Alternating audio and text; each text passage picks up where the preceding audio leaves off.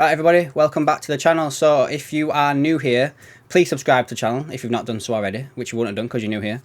Give it a like if you've enjoyed it and put a comment down below and let me know your thoughts on everything that I'm about to cover. So in this video I will be covering Jurgen Klopp's press conference, Melissa Reddy's article over on Sky Sports, and a theory I've got about February and the impact it could have on the ownership of Liverpool and the future of the club as a whole.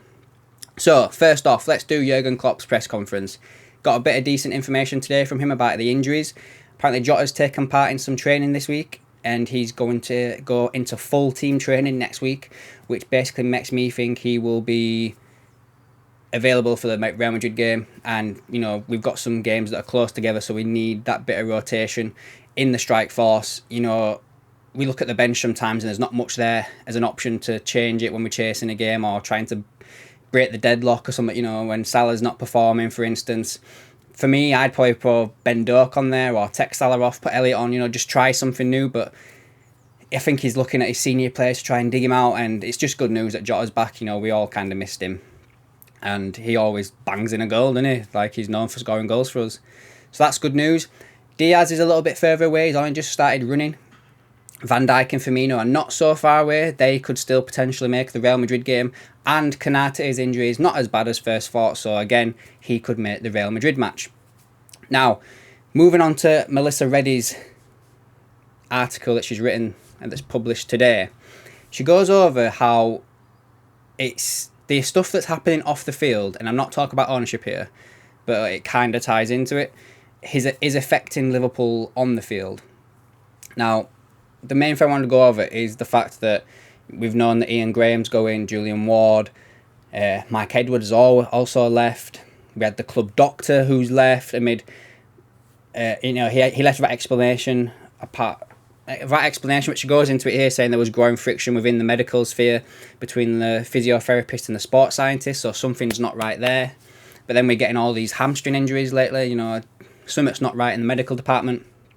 We've had Philip Jakobsen vacated his position as the head of performance, and it was his duty to align the department and create a singular way of working, but he found it near impossible. So there's something massively going wrong within the coaching staff at Liverpool. But the main thing I wanted to cover here was that, where's it gone now there? So she mentions Ian Graham, the esteemed director of research, widely regarded as the best in the field. So we're losing someone who's top tier here, basically. And she mentions that Graham and Ward have both left because the pair, in quotation marks here, no longer feel empowered to do their jobs to the best of their ability. Now, that kind of ties into the video I made the other day, where I basically blamed FSG for failing Liverpool yet again in the transfer market. But I also did put a little bit of blame on Jurgen Klopp as well. Now, the way I'm tying this together now is there's two ways that they felt they were no longer empowered to do their jobs, which is option one. We all know that Jurgen Klopp and Pep Linders have been getting a little bit more say in the transfers. So was Ian Graham and Julian Ward going to these two with the data to back up the performances of the players that they've been scouting, you know, as they've been doing previously, giving their opinion and showing them, like, you know, we can sign these players, what do you think? And Klopp and Linders were basically turning around going, nah, I'm not interested, we want somebody else. That's one option. Or there's also option two, where they did the thing again, showed Klopp and Linders, took it to them. They was like, yeah, fine, we'll have him. We like the look of him, blah, blah, blah, blah. Go to FSG and they're just like, no, I'm not doing that. Too much money. And it could be either or. Because for me, I think FSG are still stuck in the situation where they think that the transfer market has not changed money-wise. Like I've been saying for a long while now, the old 20 million signings are now 40 million. So when we're looking at, when we signed like Mane and Salah, if we were to sign them now, you're probably looking at about 45, 50 million for the pair of them. And FSG don't seem to have changed a little bit. Yes, we signed Gakpo for 37 million. Yes, we signed Jota for 45 million, but there was stuff with them deals where they weren't paid up front. Like we didn't pay anything for Jota for the first year. Darwin Núñez, you know, there's a lot of stuff out there that says like Núñez's deal is only worth like 60 odd million, which is kind of true, but he does have performance-based add-ons in there, which take it up to something like 85, 90 million or something like that. And so, yeah, basically what I'm trying to say is the FSG have kind of not changed with the times when they really should have done. You know, we're all experiencing inflation problems ourselves, and football is no difference to that, in my opinion anyway, money-wise. So that's the thing there with them from Ian Graham and Julian Ward. You know, like, I am under the opinion that if COVID had not hit, we'd have sold Mo Salah by now to Real Madrid for like 150 million. And then that money would have funded the rebuild that we're needing now, if that makes sense. But Salah's aged a bit now. His performances are not where they were. So we'd be lucky to get 80 million for him. You know, we've seen the links with him to PSG. We saw the photo of him with the PSG owner. And many people have gone on to believe that that's all down to the ownership, you know, and they're getting Salah involved. But I'm becoming more and more towards the opinion of that meeting might have been about a transfer to PSG. I don't know. No one can prove that.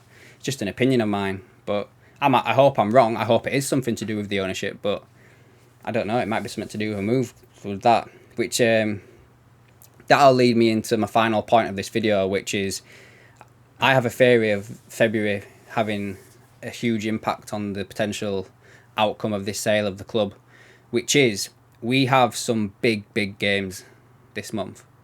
You know, I think we've literally just gone over the part where we are halfway through the season. We're currently in like 9th place in the league, way off the top 4, but it is still achievable. We're in the Champions League against Real Madrid. So what I'm trying to get at is, depending on the results of this month, could be the determining factor on how quickly or how long FSG are still at the club, or how quickly they sell the club. Because let's just say, for instance, we start winning games, we beat Real Madrid, we get third in the Champions League, maybe they'd be more inclined to stay on board a little bit because it's positive, you know, like, whereas if we don't pick up any results in the league, we stay around about the same area that we're in, we get knocked out of the Champions League, so we've got no chance of qualifying for the Champions League next season through the Champions League, and it's all reliant on the league, but we're still not picking up results. I could see FSG bailing but a lot quicker. That's just the way I could see it. You know, the price, in my opinion, would drop if we're not in the Champions League next year. So I don't know, guys. That's what I meant, like in the last video, where I think FSG have made a gamble with not investing in January. They've taken the gamble of, we can still make top 4, it's okay. Or they're going to sell the club before the end of this season, and then it's no longer their problem. That's where I am at right now. And that's my theory regarding February. Depending on how results go, could affect how quickly or how long it takes for the club to be sold. You know, it's just a theory I've got, just a little bit of opinion. Let me know down below anyway what you think about that opinion and theory and everything else I've spoke about in this video. As I said previously, subscribe to the channel if you've liked it to keep up to date with everything else I've got going on, and I'll catch you in the next one.